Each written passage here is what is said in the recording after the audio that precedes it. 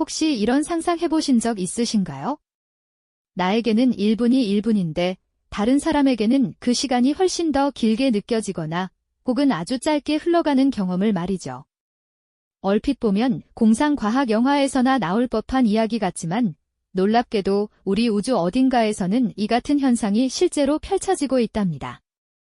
어떤 이에게는 찰나가 영원처럼 늘어지고 또 다른 이에게는 과거로 돌아갈 실마리마저 엿보이는 곳, 바로 시공간의 가장자리, 블랙홀의 문턱에서 말입니다. 우리가 발딛고 사는 이 세상의 모든 물리 법칙이 뒤엉키고 뒤틀리는 미지의 영역에서 과연 시간이라는 개념은 어떤 형태로 존재하고 있을까요? 또한 그 극단적인 우주 환경 속에서 인류의 오래된 꿈인 시간 여행에 대한 실마리가 정말로 숨겨져 있는 것은 아닐까요? 오늘 저희는 상상과 현실의 아슬아슬한 경계를 넘나들며 우주가 품고 있는 가장 심오한 미스터리로 여러분을 깊이 초대하려 합니다. 우리는 흔히 시간이란 누구에게나 똑같이 흐르는 변치 않는 절대적인 존재라고 믿어왔습니다.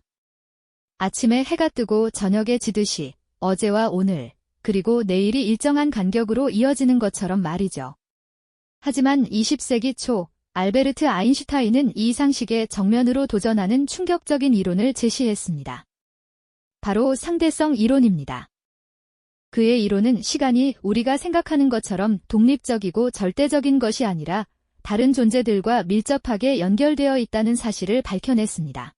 아인슈타인은 시간과 공간이 분리된 개체가 아니라 시공간이라는 하나의 거대한 직물처럼 엮여 있다고 설명했습니다. 마치 고무판 위에 놓인 무거운 볼링공처럼 질량이 있는 물체는 이 시공간의 직물을 휘게 만들고 그 휘어진 시공간 안에서 시간의 흐름 또한 영향을 받게 된다는 것이죠. 속도가 빠르면 빠를수록, 그리고 중력이 강하면 강할수록 시간은 상대적으로 느리게 흐르게 된답니다. 이러한 시간의 상대성은 우리의 일상 속에서도 찾아볼 수 있습니다. 예를 들어, 움직이는 기차 안에서 시계를 보는 사람과 플랫폼에 서서 그 기차 안의 시계를 바라보는 사람의 시간은 미세하게 다르게 흐른다는 것이죠. 기차 안의 시계가 플랫폼의 시계보다 아주 조금 더 느리게 가는 현상이 발생합니다. 너무나 미미해서 우리가 직접 체감하기는 어렵지만 분명히 존재하는 현상입니다. 좀 더 현실적인 예시를 들어볼까요? 우리가 매일 사용하는 GPS 내비게이션 시스템은 바로 이 시간의 상대성 원리를 적용해야만 정확하게 작동할 수 있습니다. 지구 상공 약 2만 킬로미터에 떠 있는 GPS 위성들은 지구보다 중력이 약한 곳에 위치하며 동시에 엄청난 속도로 움직이고 있습니다. 이 때문에 위성에서의 시간은 지상에서의 시간과 미세하게 차이가 발생하죠. 만약 이 시간 지연을 보정하지 않는다면 GPS는 하루에 수십 킬로미터씩 오차가 발생하여 제 역할을 할 수 없게 될 겁니다. 이처럼 시간은 절대적인 흐름이 아니라 주변 환경에 따라 유연하게 늘어나거나 줄어드는 상대적인 존재였던 것입니다. 그렇다면 이 시공간의 직물이 가장 극단적으로 휘어지는 곳, 즉 중력이 상상을 초월할 정도로 강력한 곳에서는 과연 시간이 어떤 모습으로 변모할까요? 다음 이야기에서는 바로 그 시공간의 끝, 블랙홀의 문턱으로 여러분을 안내해 드리겠습니다. 지난 시간, 우리는 시간이 절대적인 흐름이 아니라 주변 환경에 따라 유연하게 늘어나거나 줄어드는 상대적인 존재라는 놀라운 사실을 확인했죠. 기차 안의 시계가 지상보다 미세하게 느리게 가는 현상, 그리고 GPS 위성이 시공간의 뒤틀림을 보정해야만 정확한 위치를 알려줄 수 있다는 점이 그 증거였고요. 그렇다면 이제 이 시공간의 직물이 상상을 초월하는 힘에 의해 가장 극단적으로 휘어지는 곳, 즉 중력이 모든 것을 집어삼키는 그곳에서는 과연 시간이 어떤 모습으로 우리를 압도할까요? 바로 우주에서 가장 신비롭고 경이로운 존재, 블랙홀의 문턱으로 여러분을 초대합니다. 블랙홀은 우리에게 익숙한 별의 마지막 진화 단계에서 탄생하는 우주의 괴물이라고 할 수 있습니다. 태양보다 훨씬 무거운 거대한 별이 핵융합 연료를 모두 소진하고 나면 더 이상 스스로의 중력을 지탱할 힘을 잃게 되죠. 이때 별은 엄청난 속도로 스스로에게 수축하기 시작하는데요. 이 수축이 멈추지 않고 한없이 계속될 때 모든 물질이 한 점으로 응축되면서 블랙홀이 형성되는 것입니다. 그 중심에는 밀도가 무한대에 달하는 특이점이라는 지점이 존재하며 이 특이점 주변의 시공간은 그야말로 상상할 수 없을 정도로 왜곡됩니다. 블랙홀을 이야기할 때 빼놓을 수 없는 개념이 바로 사건의 지평선입니다. 이곳은 블랙홀의 막강한 중력에서 벗어날 수 있는 마지막 경계선이라고 보시면 되는데요. 마치 강물이 폭포 아래로 떨어지기 직전의 속도에 도달하는 지점과 같습니다. 일단 이 사건의 지평선을 넘어서면 아무리 빠른 속도로 나아가려 해도 심지어 빛조차도 블랙홀의 중력을 거슬러 탈출할 수 없게 됩니다.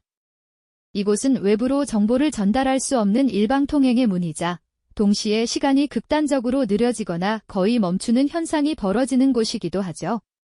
만약 한 우주선이 블랙홀의 사건의 지평선에 서서히 다가가는 모습을 바깥에서 지켜본다고 상상해보세요. 우주선이 블랙홀에 가까워질수록 그 안의 시계는 바깥 관측자가 보기에는 점점 더 느리게 가는 것처럼 보일 겁니다.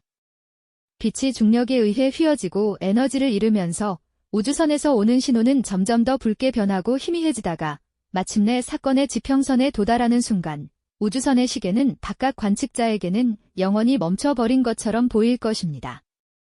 마치 사진의 한 장면처럼 시간이 정지해버리는 마법 같은 일이 벌어지는 셈이죠.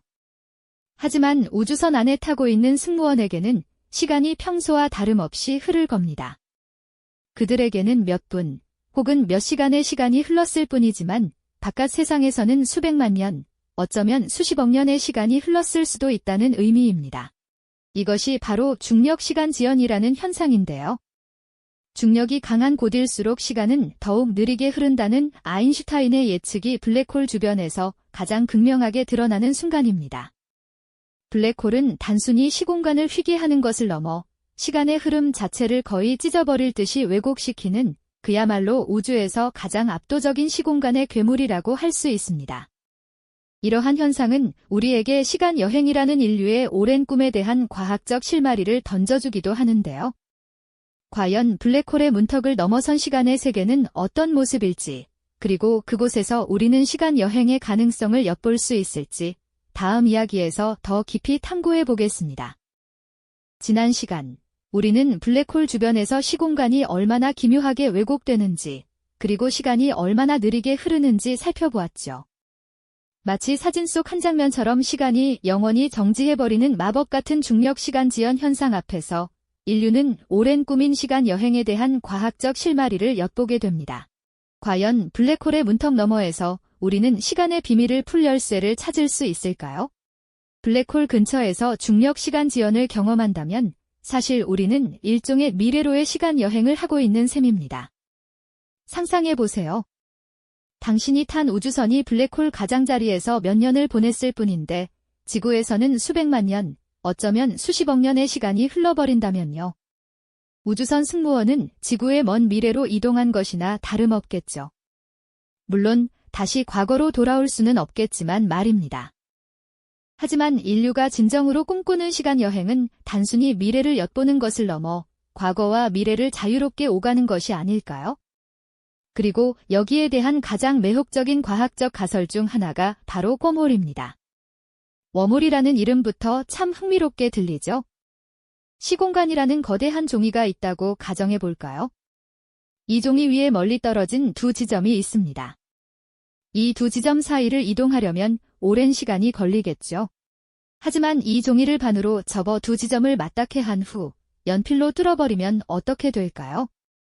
멀리 떨어져 있던 두 지점이 순식간에 이어지는 새로운 통로가 생겨나는 것처럼 웜홀은 우주의 두 지점을 직접적으로 연결하여 시공간을 건너뛸 수 있는 다리 역할을 할 수 있다는 이론입니다. 이 가설에 따르면 웜홀은 단순히 공간을 단축시키는 것을 넘어 시간까지도 넘나들 수 있는 통로 역할을 할지도 모른다고 합니다. 만약 웜홀의 한쪽 입구를 빛의 속도에 가깝게 이동시켜 놓는다면 그 입구에서는 다른 입구보다 시간이 훨씬 느리게 흐를 테니 이론적으로는 과거로의 여행도 가능해진다는 상상이죠. 마치 시간의 흐름을 조작하는 마법의 문이 열리는 듯합니다. 물론 웜홀 외에도 우주끈 같은 극히 이론적인 존재들이 시간 여행의 가능성을 품고 있다는 흥미로운 가설들도 존재합니다만 이 모든 것은 아직 과학적 탐구의 초기 단계에 머물러 있습니다. 우리가 상상하는 시간 여행이 현실이 되기 위해서는 넘어야 할 과학적, 기술적 난관이 정말 많다는 의미죠. 아직은 가설의 영역에 머물러 있는 꿈이라고 할까요? 특히 과거로의 시간 여행은 단순한 기술적인 문제를 넘어 근본적인 논리적 문제에 부딪히게 되는데요. 바로 시간 여행의 역설, 그 중에서도 가장 유명한 할아버지 역설을 빼놓을 수 없을 겁니다. 만약 당신이 과거로 돌아가 젊은 시절의 할아버지를 만나 해를 끼치게 된다면 어떻게 될까요?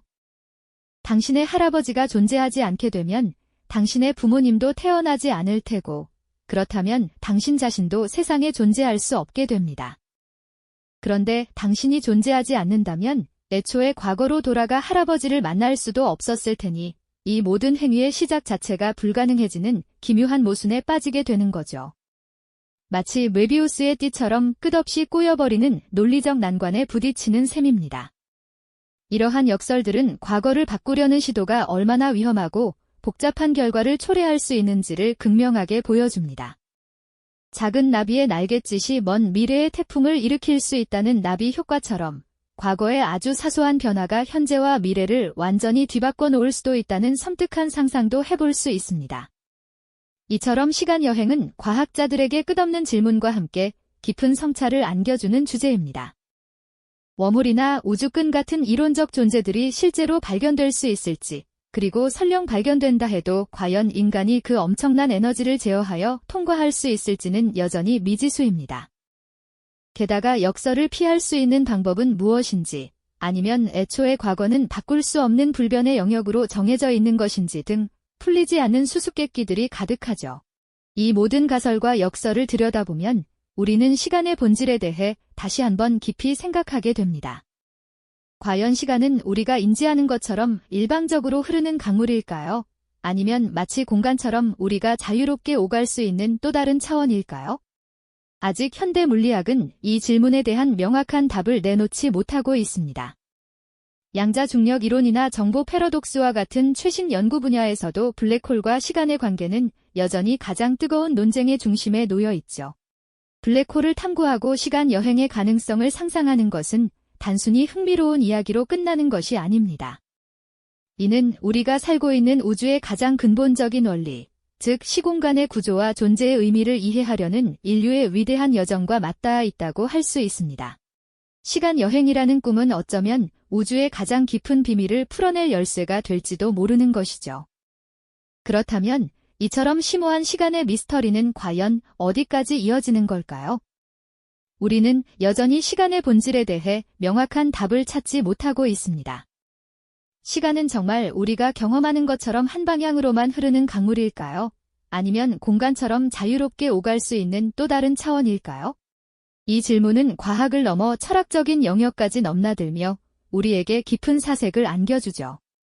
현대 물리학은 양자 중력 이론과 같은 최첨단 분야에서 블랙홀과 시간의 관계를 깊이 탐구하고 있습니다.